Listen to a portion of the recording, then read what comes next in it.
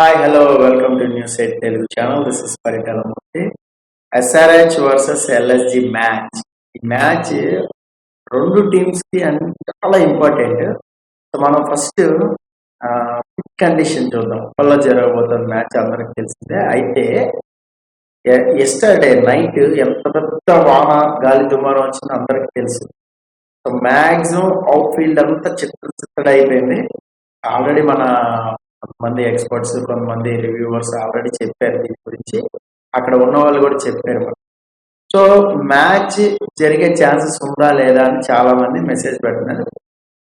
Maximum జరిగే chance ఉంది. But evening వర్షం పడకపోతే ఇన్ కేస్ నిన్నట్లాగానే ఈ రోజు ఈవినింగ్ కూడా గాలి దుమారం వర్షం పడితే ఆఫ్టర్ 6 o'clock 5 o'clock నుంచి కొంచెం ఆ మొబైల్ పట్టడం అది జరిగితే మాత్రం మ్యాచ్ జరగదు. చిరొక పాయింట్ ఇచ్చేస్తారు, అందులో డౌట్ లేదు. అప్పుడు బెనిఫిట్ అనేది ఎస్ఆర్హెచ్కే కొద్దిగా ఎక్కువగా ఉంటుంది.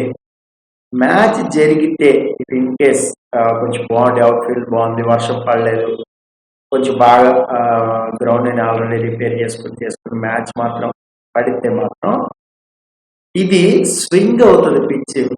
ఎందుకు అంటే ఆల్రెడీ తెలిసింది, ఎంత లేదనుకున్నా వెట్ గ్రౌండ్ ఉంటుంది, అది మనకు తెలుసు. బాల్ ఫస్ట్ పవర్ ప్లే ఎవరైతే టాస్ గెలిచి ఫీల్డింగ్ తీసుకుంటారో వాళ్ళకి super advantage of power play. Power ప్లేని ఉపయోగించుకుంటారు అనమాట.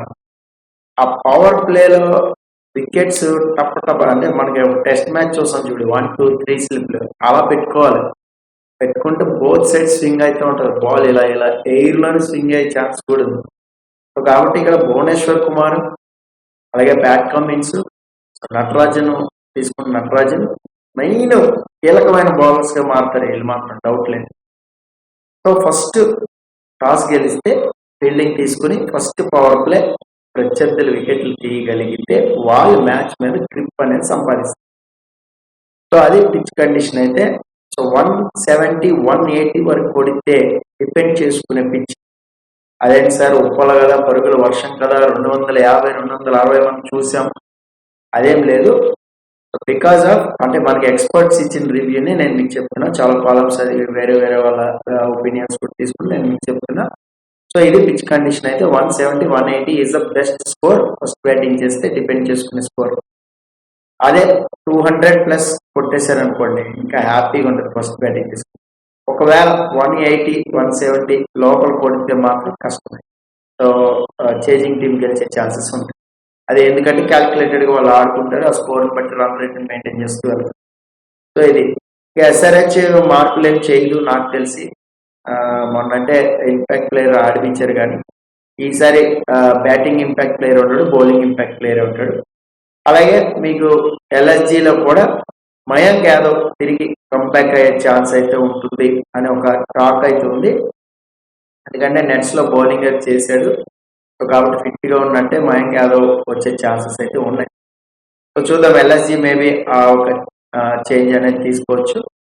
కేఎల్ రాహుల్ కెప్టెన్సీలో ఆ టీం ముందుకు వెళ్ళాలి అంటే ఈ మ్యాచ్ కంపల్సరీ గెలవాలి. అలాగే ప్యాట్ కమిన్స్ కెప్టెన్సీలో ఎస్ఆర్హెచ్ ముందుకు వెళ్ళాలి మన ఆర్హెచ్ టీం అంటే ఈ మ్యాచ్ కంపల్సరీ గెలవాలి. ఇద్దరికి కూడా పీకల మీద కత్తి లాంటి మ్యాచ్ అనమాట. సో ఈ మ్యాచ్ ఎవరు గెలిస్తే వాళ్ళకి కొంచెం క్వాలిఫై ఛాన్సెస్ అనేవి మెరుగుపడుతుంది, మనకు తెలిసిందే. సో విన్నింగ్ మీటర్ అయితే చెప్తుంది హోమ్ గ్రౌండ్ అడ్వాంటేజ్ కాబట్టి ఎస్ఆర్హెచ్కే 54% విన్నింగ్ మీటర్ చెప్తుంది, 46 మాత్రమే ఎల్ఎస్జీకి చెప్తుంది. సో కాబట్టి నా ప్రిడిక్షన్ ఏంటి అని అడిగితే ఈ రోజు మ్యాచ్ కనుక జరిగితే ఎస్ఆర్హెచ్ ఖచ్చితంగా కొడుతుంది, అందులో సందేహం లేదు. ఎటువంటి డౌట్ పడకండి, మనం ఓడిపోయారు కదా అనుకోవద్దు. ఖచ్చితంగా మ్యాచ్ అయితే విన్ అవుతారు అని నేను అనుకుంటున్నా. నా ప్రిడిక్షన్ అయితే అది, ఎస్ఆర్హెచ్ విన్ అయ్యే ఛాన్సెస్ అయితే ఎక్కువగా ఉన్నాయి. మీకే టీం గెలుస్తుంది అనేది కామెంట్ బాక్స్లో మస్ట్గా కామెంట్ చేయండి. This is Paritala Murthy signing off. By by.